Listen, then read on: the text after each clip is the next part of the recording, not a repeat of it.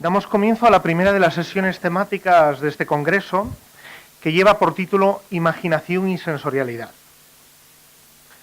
Mi labor va a ser únicamente presentar cuál va a ser el argumento central de esta mañana, y después se sucederán una serie de ponencias invitadas y comunicaciones que desarrollarán el argumento enfocándolo en distintas obras monográficas del museo o en un análisis comparativo entre varias de ellas que tengan que ver con el argumento planteado. Como todos tienen en sus carpetas el libro de resúmenes, donde viene el currículum vitae de los ponentes, no voy a insistir tanto en ese aspecto, pero sí en qué tiene todo esto que ver y por qué lo hemos organizado de esta manera. En primer lugar, cuando hablamos de imaginación y sensorialidad, ¿a qué nos estamos refiriendo? Nos estamos refiriendo a una última metodología dentro de la historia del arte que desarrolla el trabajo de los sentidos en vinculación a la imagen. Esto es muy importante porque si bien hablamos de iconografía, la iconografía como tal es una corriente historiográfica dentro de la historia del arte que viene a surgir en los años 20, en los años 30, con los primeros estudios de Panofsky, de Gombrich, y ya, digamos, el precursor de todo esto que fue Avi Warburg, ¿no? A partir de esto, también en el primer tercio del siglo XX, tiene lugar el giro lingüístico, es decir, la aplicación del estructuralismo y de la semiótica a los estudios visuales.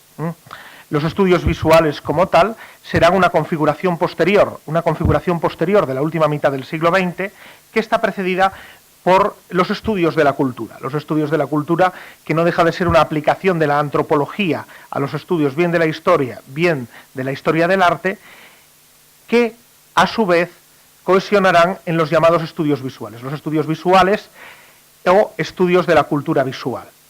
Los estudios de la cultura visual en los últimos años han dado paso a los estudios sensoriales.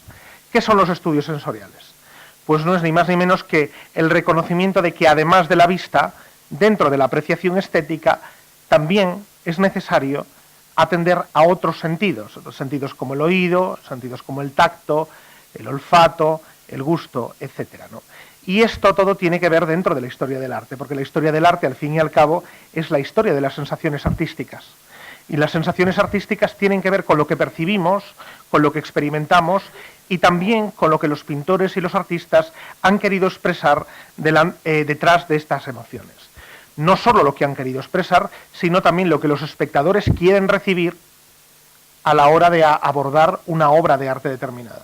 Y todo esto tiene muchísimo que ver con los últimos estudios que se están haciendo en el campo de la historia del arte, ¿no? Veis en la pantalla algunas de las publicaciones que tienen que ver con estos estudios sensoriales, y estas publicaciones, pues naturalmente, el profesor House, la profesora Lawrence, el profesor Bacci, hay una serie de investigadores que han trabajado en las últimas décadas lo que serían los estudios de la sensorialidad artística.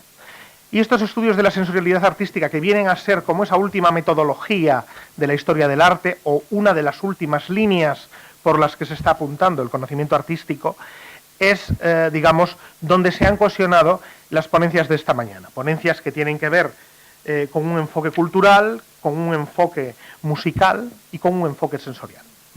Imaginación y sensorialidad hace referencia a esa plasmación a partir de los sentidos de un mundo irreal, un mundo imaginario o un mundo paralelo. Muchas veces hablamos de qué existe y qué no existe, ¿no? Y en cambio en el arte existe todo, aunque no tenga una connotación real. Y muchas veces los límites entre la existencia y la no existencia están precisamente en ese paralelo entre lo real y lo imaginario. ¿Y qué tiene que ver lo real con lo sensible? Pues tiene que ver mucho, porque lo real lo percibimos como tal gracias al impacto de los sentidos. Y estas van a ser las ponencias de hoy.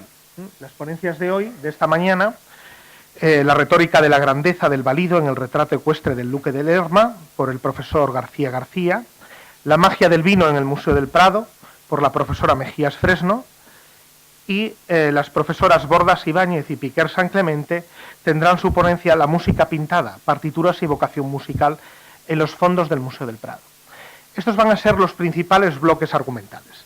Por un lado, la imagen del Duque de Lerma, como modelo de imagen de autoridad, de imagen de poder, también la importancia de un elemento como el vino, por la profesora Mejías, y por supuesto la importancia de la música que no se ve solo en cómo suena un cuadro, que como hemos visto algunos en otras actividades es imposible ver cómo suena un cuadro porque un cuadro no suena, pero podemos ver qué música hay dentro de los cuadros, cuáles son las partituras y cómo suenan esas partituras si las ejecutamos a partir de la percepción visual de las notas registradas en las pinturas.